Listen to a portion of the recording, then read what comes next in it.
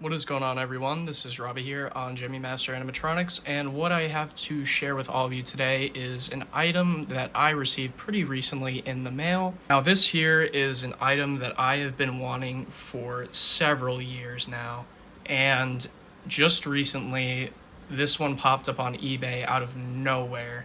I don't think the seller knew what this thing was, and I've been trying to ask where they got this thing from. I assume it came from like an estate sale or some kind of, antique store or thrift store rather. But this is the skull spinning Lagrange skeleton pirate.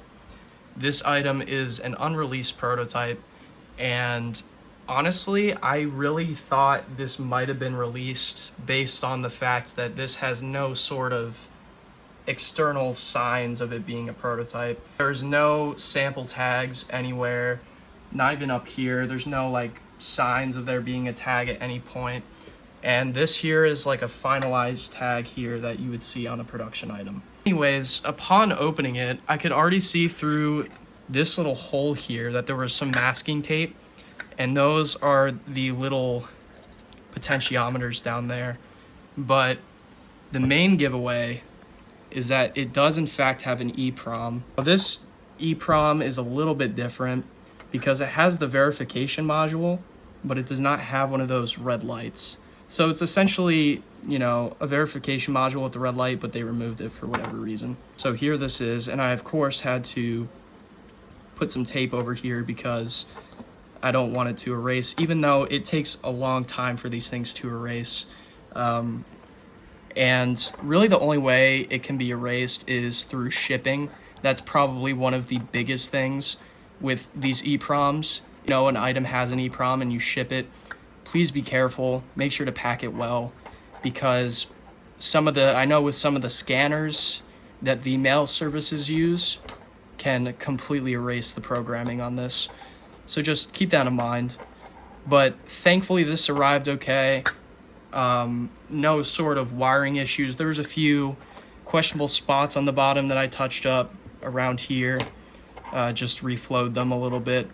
But the reason why I'm filming this repair video is because because this was going to be just a review, and I just dropped something. Oh, it was the old gear. I was just going to film a review, but this decided to completely give out on me. Now, I'm going to try my best to revive this motor. I think there's a bit of life in it because when you spin it, it kicks on for a little bit, but I'm gonna have to probably take off the spindle and clean it up a little bit more because it is just caked in dirt and grime and it's disgusting. So definitely gonna have to clean this up.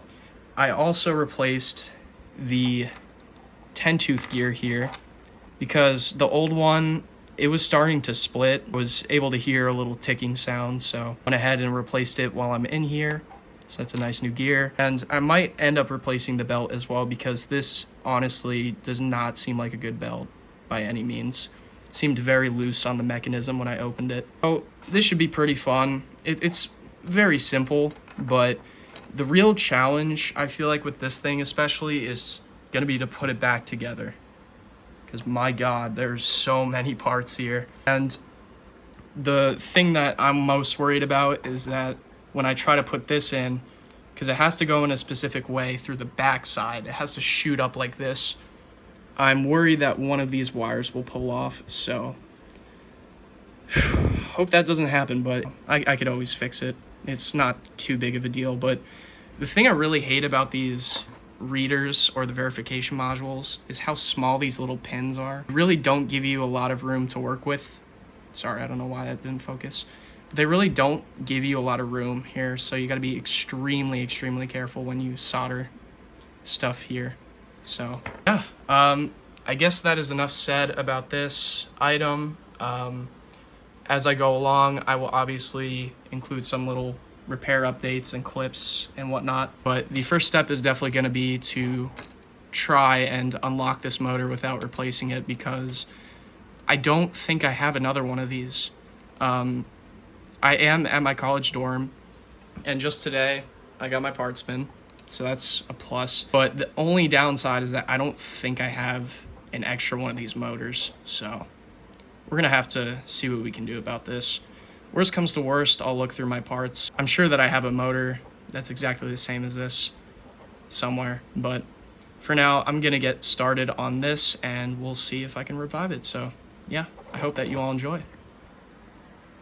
All right, so after I'd say around 15 minutes of cleaning this thing up, spraying it with WD-40, spinning it so many times, I've finally got it to consistently work again.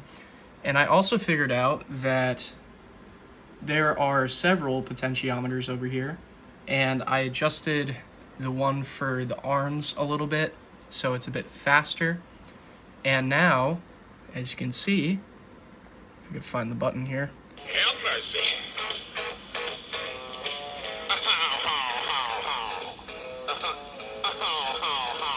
Well, here it's fine if you got the time and the time to give yourself in. And the hair is tight almost every night. But now I might be mistaken.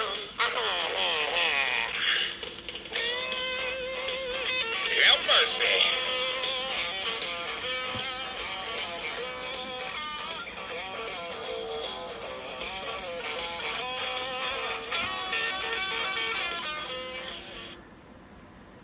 So there you go. It is finally up and running again. I hope that the arms won't move too quickly, but I honestly think it should be okay. Plus, it'll just, ensure that the motor doesn't quit on me, because I feel like the potentiometer was turned down way too much from the factory and it was very slow from the get-go.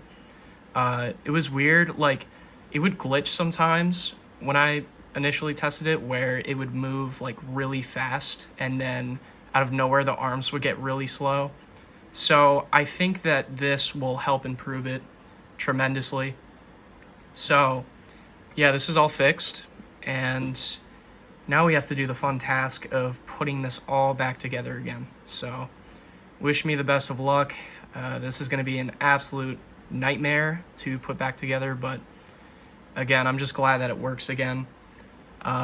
So yeah, as I said before, I will keep you guys updated, and here we go.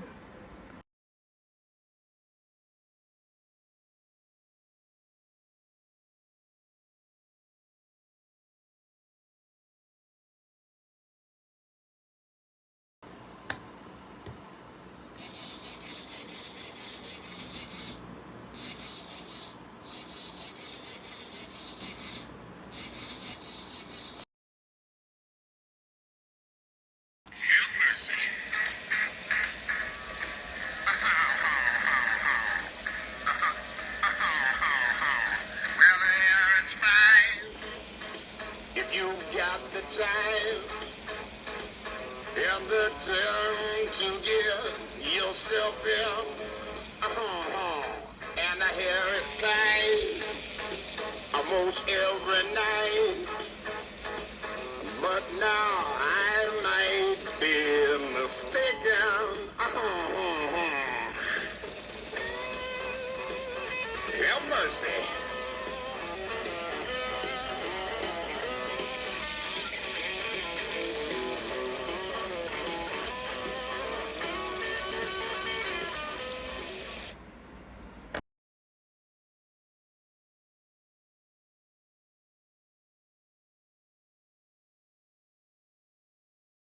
All right, everyone, here it is.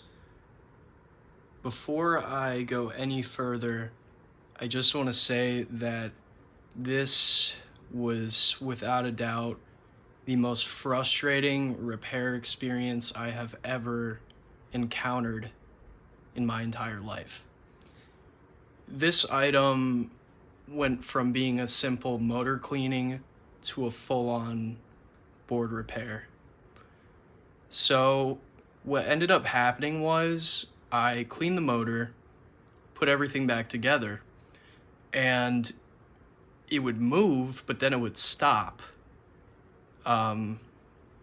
So I looked closer into it, and one of the transistors on the control PCB for the arms, or the dancing rather, was not reading correctly. So I was like, oh, okay, I'm just gonna replace it with a brand new one. Turns out, along with needing a new transistor, the traces were bad in several areas of this control PCB. So this more or less took hours of work. And it's kind of funny how small this item is, but there's so much that's just jammed inside of this thing. It's really crazy how they were able to fit all of those boards inside this little tiny modified hamster mechanism. But yeah, overall I am very pleased with how this turned out. I guess I'll move into some of the details about this item. I believe this item was created in 2005, I want to say. Maybe 2004, I'm not entirely sure, but if I had to guess, this is a 2005 item. There's actually a second one of these that surfaced, and that is now owned by Halloween Hangout, I think, or Spear Halloween Hangout. And that one is a little bit different than this one because it has like a little necklace around its neck made of string, and it does in fact have its tags. I think it has a showroom barcode or something, and then like a regular prototype factory tag. But yeah, this thing is just super mysterious. I'm not really sure why this doesn't have any sort of tags on it, and it's just crazy to me that there's not any indicators of there being a tag. So I assume that this was a late, you know, the road, probably one of the last samples they made before it was ultimately decided to cancel it. But yeah, it's kind of unfortunate because I think this item is pretty cool. Does the song choice fit with this item? Not really at all. I could kind of see where they were going with this item, but I personally think the song choice is a little odd. But I think it's still pretty cool, especially since it has an EEPROM, so the audio is very clear and it's a little bit higher pitched than a normal production board would be. It's got some nice hair on the back here. This is like yarn. This is like yarn material, I think. And then it has these like little things draping down. This is like felt. All of this is basically felt. Here's a close-up of the face here. And this skull was used on a lot of other items. So, very iconic skull head here. Give you a shot of the bottom here. It does, in fact, have a battery door. I just don't have it on at the moment. But there's the bottom there. You can see I had to fix a little bit of the cloth right there. And that's how I originally received it. Even before I opened this up, there was a little hole there. So I fixed that. But yeah, anyways, I hope that you all enjoyed this video. And without further ado, I will play it for you guys. Have mercy.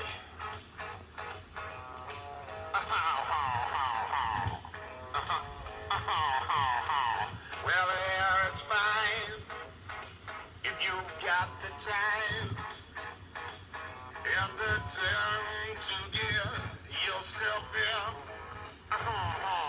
And the hair is tight almost every night. But now I might be mistaken.